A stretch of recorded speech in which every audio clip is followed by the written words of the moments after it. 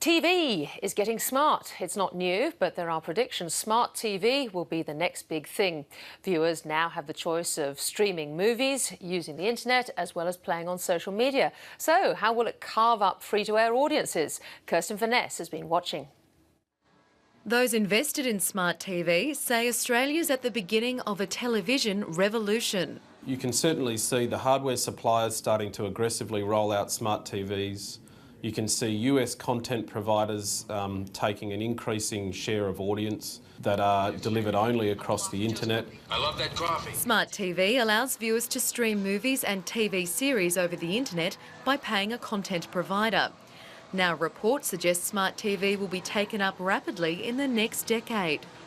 As smart television penetration rolls out in Australia, we'd expect it to hit about 100% within 10 years. Stephen Langsford is the chairman of QuickFlix, a content provider for internet television.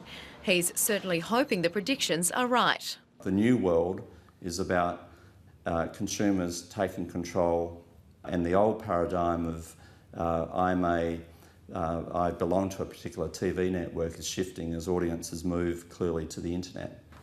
Digby Gilmore holds a very small percentage of shares in QuickFlix. He says while free-to-air broadcasters are already streaming programs, they need to do more to keep their audience and advertising revenue. They then show that with advertising embedded in the catch-up side, so you're starting to see them invest there. But I'd suggest there's a lot more investment that's required relative to the audience declines that we could see over the next 10 years.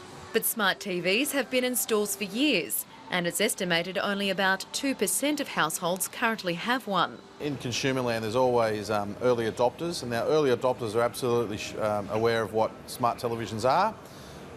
The mass part of the market, the standard consumer, I'm not really convinced they do know what a smart TV can do for them. The report predicts that within 3 years, the percentage of households with smart TVs will rise from 2 to 20% and 75% by 2019. But not all analysts are convinced smart TV will dominate. As it becomes more selective for the consumer, I'm sure there'll be an enthusiastic adoption of that, providing the supply side of it works. And that's the big proviso, because so much of the content that people know and watch is already tied to the existing channels.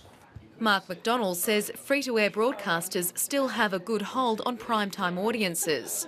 He says QuickFlix only has 110,000 subscribers. Maybe it will succeed, maybe it won't. At the moment, from a commercial point of view, it's burning cash. It's got fundraisings to do if it's going to continue to operate successfully. QuickFlix says a national broadband network will boost its business, and it's watching what's happening in the US. If we can achieve the same levels of penetration as this model has taken off in the US, then we're talking multiple millions of potential subscribers to QuickFlix. Only time and increasingly fractured audiences will tell.